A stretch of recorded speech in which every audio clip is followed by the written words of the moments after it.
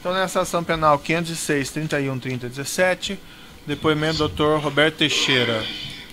Dr. Teixeira, o doutor foi acusado de um crime pelo Ministério Público Federal. Na condição de acusado, o doutor tem o direito de permanecer em silêncio. Se o doutor fizer uso desse direito, pela nossa lei, isso não lhe traz nenhum prejuízo. Mas também essa oportunidade que o doutor tem de falar no processo. Tudo que o doutor falar vai ser considerado para o julgamento. O doutor prefere falar ou ficar em silêncio? Com certeza falar.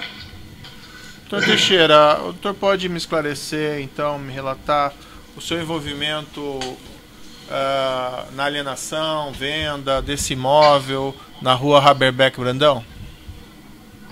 Perfeitamente. Em janeiro de 2010, eu recebi de uma corretora, amiga nossa, Edna Castro, deve ser, a informação a respeito de um imóvel que estaria à venda dentro do município de São Paulo. Esse imóvel tinha uma série de problemas jurídicos relacionados ao direito da propriedade, em relação a autorizações da prefeitura para a utilização, enfim, tinha uma série de entraves jurídicos. Ela me passou essa informação, eu apenas registrei naquele momento. Em fevereiro daquele mesmo ano, ela me mandou um novo e-mail onde ela esclarecia e detalhava melhor essas questões da titularidade do imóvel e das restrições que havia por conta da prefeitura e dos débitos que havia sobre o imóvel, das execuções e das disputas em relação à sociedade titular do imóvel. Certo. Também registrei por ali, não havia feito absolutamente nada. Em março daquele ano, eu recebi no meu escritório o senhor José Carlos Bunlai, que nos demandava um serviço jurídico, ou seja, ele tinha interesse numa aquisição de uma unidade produtiva independente dentro de uma ação de recuperação judicial da cidade de Jundiaí. Nós procedemos esse trabalho para ele, fizemos um memorando e ele deu sequência aos interesses dele dentro desse caso. Nesse ínterim, neste momento, nesta reunião, ou nestas reuniões decorrentes deste trabalho, foi comentado que ele comentou que ele estaria em busca de um imóvel para poder sediar um empreendimento que ele estava buscando, qual seja a de representação de uma montadora da China, me parece o nome Sherry. Ele se interessou por isso. Há um só tempo, inclusive, ele havia comentado que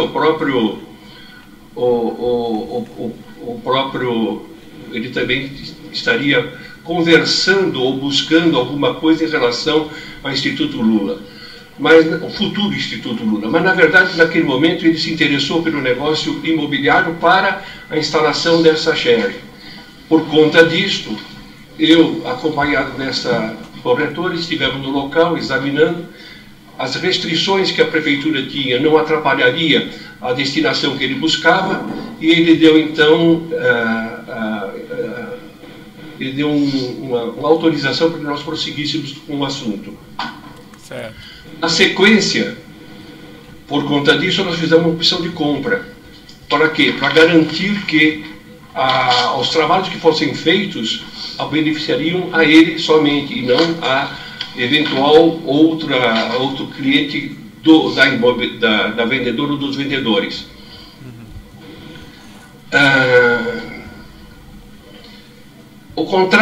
Esse contrato, essa opção de compra, ela não tinha penalidades. Por quê? Porque os outorgantes, promitentes vendedores, naquele momento, eles não tinham condições de barganha, porque era um imóvel com todos esses entraves jurídicos, comerciais, estava à venda há mais de 20 anos e não havia em nenhum momento produzido qualquer tipo de resultado no sentido de obterem a venda. Certo. Eu vou lhe interromper um minutinho para uma questão aqui. No processo consta no evento 1, anexo 234, um contrato de opção de compra entre a ASA, Agência Sul-Americana, e do outro lado o senhor José Carlos Bunlai, relativamente a esse imóvel na rua Haberbrecht Brandão. É a esse contrato que o doutor se refere? Exatamente, a esse que eu me refiro. Na sequência, o Bunlai desistiu desse negócio. E ao seu tempo que ele desistiu, ele indicou como um possível comprador o primo dele, o Glaucus da Costa Marques. Por quê? Porque à época, naquele mesmo período, o Glaucus da Costa Marques, ele já residiu em São Paulo há algum tempo. Ele, segundo foi dito e era conhecido, ele era um investidor na cidade de Campo Grande, onde ele morava. Ele tinha, no caso, a sua residência principal. Ele era um investidor, um pecuarista, um fazendeiro, uma pessoa de grandes posses. E estava em São Paulo naquela época. Dentre as atividades que ele buscava, era investimento imobiliário. Por conta disso, a negociação prosseguiu com o Glaucus. Por conta, inclusive, em decorrência disso, nós fizemos uma série de documentação a respeito dessa documentação favorecendo o Glaucus. Nós fizemos lá, na época, entre outros documentos,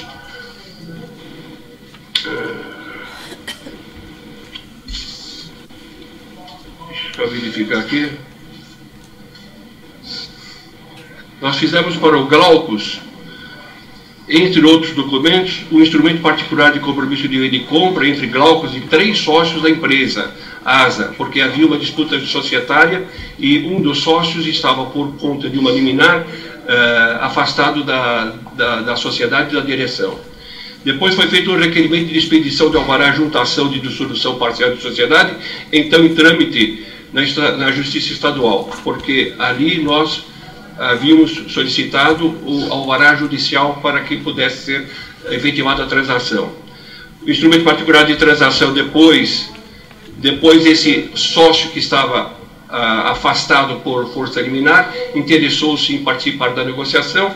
Daí então nós fizemos um instrumento particular de transação, objetivando solução de litígio judicial entre o prometente comprador e Fernando Baldassari. Por quê? Porque, a despeito de nós termos segurança em relação à primeira fase da negociação que havia sido feito, nada impediria que este afastado, em função do resultado que teria na ação que ele estava sofrendo, e inclusive afastado liminarmente, poderia voltar à sociedade. Então, nesse caso, nós fizemos esse documento e aí nós conseguimos reunir todos os interessados, sócios dessa empresa ASA, e aí formalizar com mais segurança a negociação a favor do Glaucus. Depois foi feita uma composição amigável com requerimento de alvará, aí sim com a participação dos 4 sócios. E depois, a favor do próprio Glaucus, nós fizemos uma minuta da escritura de compra e venda entre a ASA e o Glaucus. Doutor Teixeira, a negociação com esses herdeiros, com esses titulares de direito, acerca, por exemplo, do preço e condições de venda, quem foi o responsável por fazê-lo? Não houve negociação, eles fizeram uma proposta com valor já fixado. Veio através da corretora um valor, e esse valor, evidentemente, pela análise da situação, eles mesmos faziam do próprio imóvel, estava muito aquém do preço real do imóvel. Então não havia nem necessidade de discussão do preço, porque o preço estava absolutamente satisfatório para aquilo que se buscava como empreendimento. Não houve então uma barganha ou negociação desse preço? Não houve, porque evidentemente que o preço que a corretora já trouxe dos vendedores já traduzia a própria dificuldade, um preço já diminuído por conta da dificuldade que havia na documentação. Imagine um imóvel que estava há 20 anos para a venda, imagine a quantidade de pessoas que já haviam anteriormente estudado esse imóvel, quantos advogados anteriormente já haviam estudado essa documentação e se desinteressaram. No momento que aparece alguém como o meu cliente e com o meu auxílio enquanto advogado, entendendo que havia possibilidade da negociação, eles não fizeram muita questão do preço, ao contrário, fizeram um preço que nos pareceu, de princípio, um preço ótimo.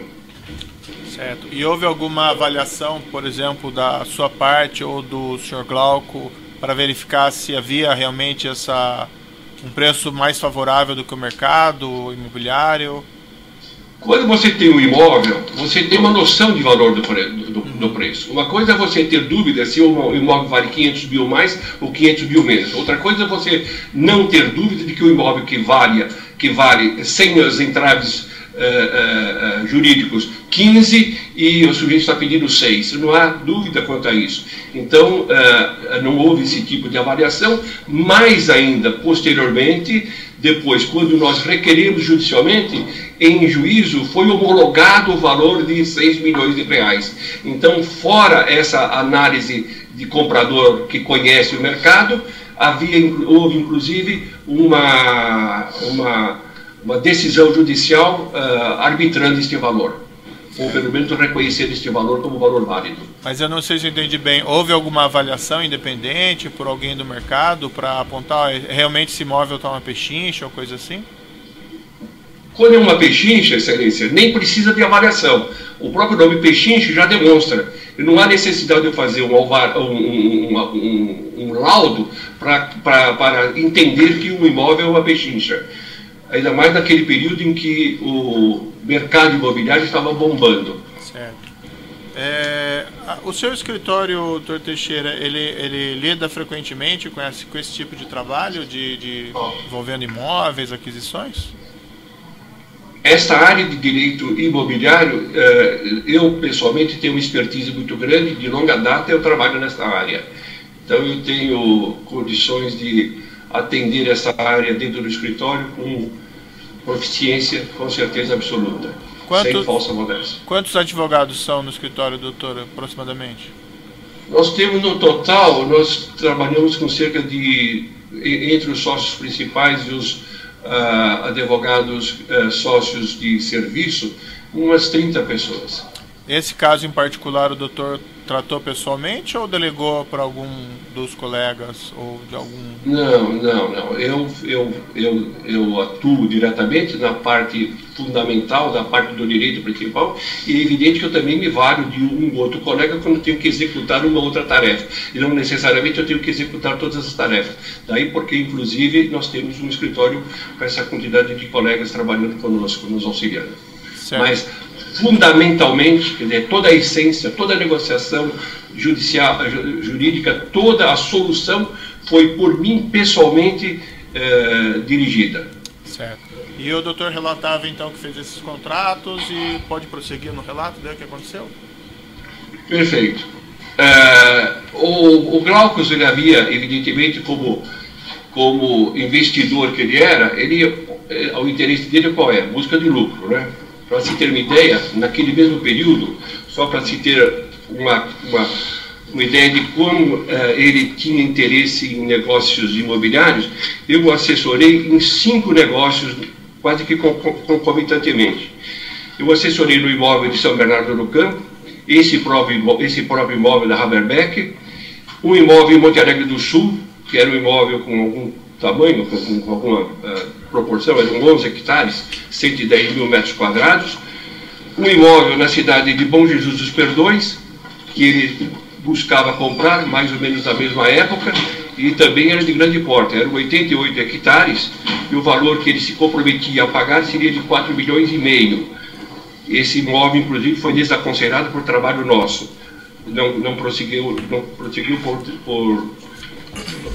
porque nós conseguimos identificar um óbice que seria intransponível. E também um outro imóvel em Parelheiros, Tapecerica da Serra, que era uma greva 236, do espólio de Maria Dirce Cerveira. Essa área, para se ter uma ideia da proporção, era no valor de 613.799 metros quadrados. Então, era um cliente, à época, que tinha capacidade econômica e financeira. E tinha interesse não só lucrar nesse, como em outros negócios. Daí porque eu assessorava todos esses outros negócios. E ocorreu que, na época, eu fui procurado pelo senhor Paulo Melo e senhor Louveira, eu creio que só Paulo Melo no primeiro momento, que trabalhava, era diretor da OR, e ele disse do interesse que eles tinham neste imóvel para o interesse imobiliário, quer dizer, no negócio imobiliário, e também alertou que isso poderia servir eventualmente para abrigar a sede do futuro Instituto Lula que se comentava naquele momento. A ideia que me foi passada era de que isso seria através de um pool de empresas que se formariam para aquisição e instalação. Eu o recepcionei daquela forma,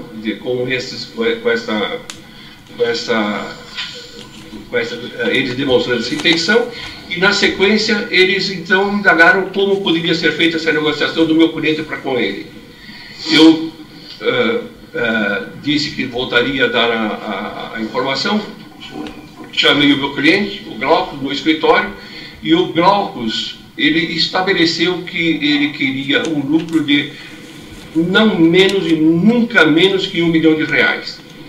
O que tinha o Glaucus como possibilidades? Ele tinha duas possibilidades daquele negócio dentro da lógica do investidor.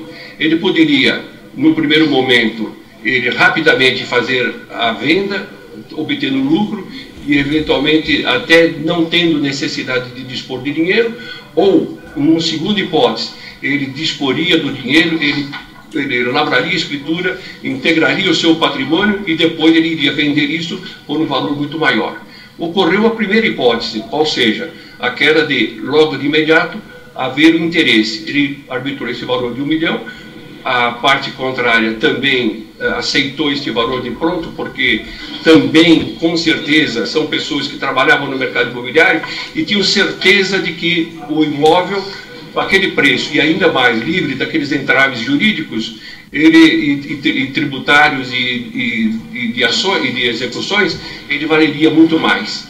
E desta forma que aceito, nós começamos então a trabalhar já em nome dessa outra empresa que foi apresentada para aquisição. Certo. E o senhor recebeu honorários também relativamente a essa transação?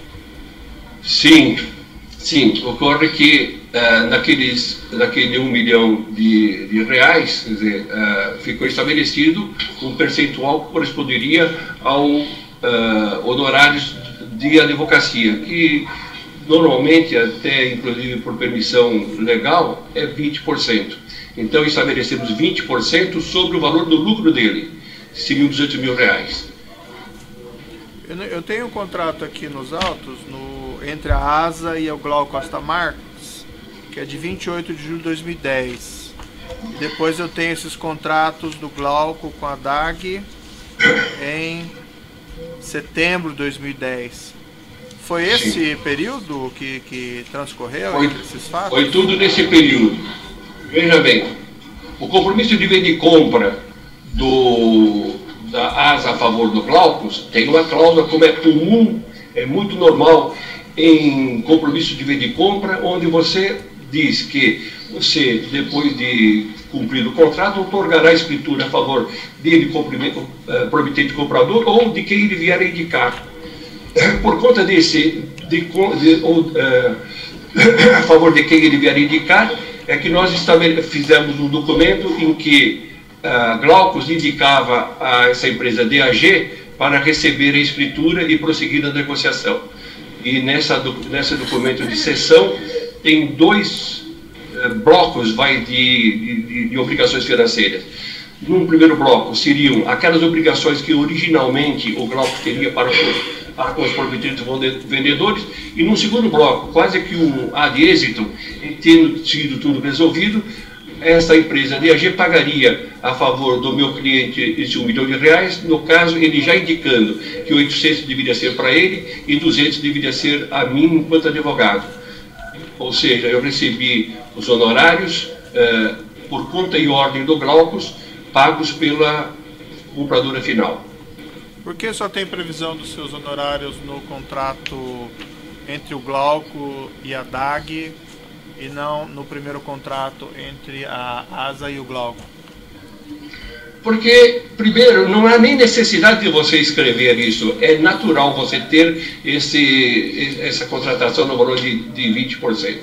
Eu não necessito escrever, além de que a relação que você tem com o cliente é de absoluta confiança. Você não vai ficar desconfiando do seu cliente e buscando toda uma sorte de documentos para poder se proteger contra o cliente. Isso não seria nem ético de nossa parte, embora pudéssemos fazê-lo. No caso, havia uma relação de confiança, havia certeza absoluta que ele não faltaria com a obrigação de cumprir com os honorários, e também não sabíamos exatamente no princípio de que forma que seria quando ele fosse vender, porque o valor que nós estávamos iríamos cobrar, seria sobre o lucro. Então, na primeira hipótese, como aconteceu, seria um lucro menor, e numa segunda hipótese, se ele tivesse seguido todos os trâmites daquilo que havia sido pensado, ele teria tido um lucro muito maior, e aí o percentual seria maior.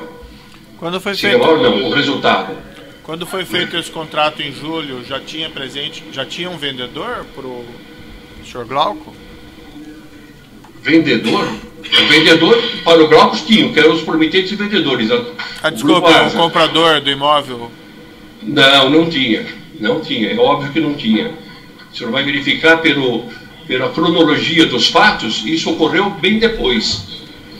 Qual que era a previsão? Porque, inclusive, o nosso cliente, o Glaucus, ele estava preparado para poder honrar com o compromisso de venda e compra original daquele que ele havia assinado. Nesse contrato que está em julho, eu não localizo aqui com facilidade a previsão dos pagamentos a serem efetuados pelo comprador, pelo Sr. Glauco, os prazos. O doutor pode esclarecer? Está no documento, eu não sei, eu não tenho o documento aqui, mas com certeza todas as obrigações que o Glaucus assumiu em relação aos prometentes e vendedores era no sentido de quitar todas as obrigações que poderiam incidir ou criar entraves na titulação do imóvel. O doutor se recorda qual que era o... Perdão. Ele tinha obrigação de pagar todos os impostos daquela altura, eu me lembro, eles estavam atrasados cerca de 15 anos, então ele teria que cumprir essa obrigação, teria que cumprir também com algumas execuções que havia sobre a empresa ASA, lembrando que a empresa ASA havia sido dona de um supermercado, uma espécie de supermercado lá naquela área, quando houve a intervenção da prefeitura e a cassação do alvará. Então alguns lojistas haviam movido ações contra a ASA, então ele tinha esse tipo de ações e ele também se obrigava a quitar todas. Enfim, ele quitaria todas essas outras obrigações e depositaria nos autos da ação de dissolução de sociedade os valores que eram devidos aos sócios da ASA, segundo o percentual que cada um tinha na composição do capital social da empresa. Certo. O doutor se recorda qual que é o prazo que ele tinha para esse pagamento no primeiro contrato? Não sei se tinha prazo, porque, como eu disse desde o princípio, os vendedores eles não tinham muita margem de negociação, porque eles não tinham condições de impor numa mesa de negociação algumas vantagens que eles poderiam eventualmente ter se fosse um imóvel que estivesse livre para o comércio. Sei que tinha, por exemplo, uma dificuldade, um prazo relativamente curto, que era a necessidade de quitar o IPTU junto à prefeitura, porque naquela altura havia um chamado PPI, um plano de parcelamento incentivado, de pagamento incentivado por parte da prefeitura, e tinha um prazo para terminar. É uma espécie de refis do poder público. Então nós tínhamos um prazo curto por conta disso, porque isso significaria um ganho em relação ao valor do negócio. Certo. Entre o contrato da ASA com o Sr. Glauco e o contrato depois com o Glauco com a DAG, ou com a ASA com a DAG, não venceu nenhuma dessas obrigações de pagamento do contrato? Não, porque ainda ele teria que aguardar o momento em que isso seria feito. Ele estava preparado para fazer esses pagamentos quando sobreveio o interesse da DAG. Quando houve interesse da DAG, evidentemente que ele arbitrou um valor de lucro menor que aquele que ele teria no outro momento, para exatamente se aproveitar da vantagem dele não ter que dispor e receber a parte dele. Foi como eu havia explicado anteriormente, uma das opções que ele tinha de implementar um bom negócio e receber o lucro imobiliário que ele estava buscando. O doutor relatou da OR que havia esse interesse, mas eu não sei, entendi muito bem como apareceu a DAG nessa história. A DAG, a DAG, como eu chamo, ela apareceu exatamente trazida pela OR, pelo Paulo Belo. Quando o Paulo Belo conversou comigo, eu não me preocupei em saber se era OR ou se era DAG, isso para mim não causou nenhum tipo de dificuldade e também não significava nenhum alerta maior do ponto de vista das minhas responsabilidades enquanto advogado. Quando nos foi trazida essa informação, foi trazido de que haveria, no caso para o futuro Instituto Lula, a formação de um pool de empresas. Eu imaginei que DAG, essa OR, todos fizessem parte desse pool, seria uma das 9, 10, 15 ou 20 empresas que comporiam isso tudo. De minha parte, enquanto advogado, eu não tinha que ter essa preocupação maior. A minha única preocupação, aquilo que significava cautela enquanto advogado, foi a de exigir que os cheques fossem administrativos. Por quê? Porque cheque administrativo de emissão da própria empresa significa rastreável. E aí, quem outorga, quem emite esse cheque sabe dessa responsabilidade. De minha parte, quando eu fiz isso enquanto advogado, que a minha atuação foi, eu repito, única e exclusivamente exercício puro de advocacia. Nesse instante, eu não tive mais preocupação em relação de quem seria DAG ou OR. Para mim era a mesmíssima coisa. É muito comum, inclusive. O senhor chegou a tratar diretamente com o senhor Demerval sobre esse imóvel, sobre essa negociação? Eu não me lembro se cheguei a conversar com ele pessoalmente ou não. Eu só verifico o seguinte: na hora que eu lavo os instrumentos do escritório, a primeira coisa que eu faço, eu verifico isso, eu me cerco bem, é de ver se a representação dessa pessoa está correta. Se a representação de quem assina o documento está correta, quanto basta para mim. E de outro lado também devo afirmar que eu tenho uma dificuldade enorme como é que se diz? Memorizado. Fisionômica. Para mim, se alguém me apresentar alguém 3 vezes no dia, eu falo prazer em conhecê-lo. O preço dessa venda para a DAG, há uma afirmação aqui de que teria havido um pagamento por fora, houve alguma coisa dessa espécie? Isso é um absurdo, isso é um verdadeiro absurdo. Vamos lá, quando eu fiz o documento, esse documento tinha força executiva.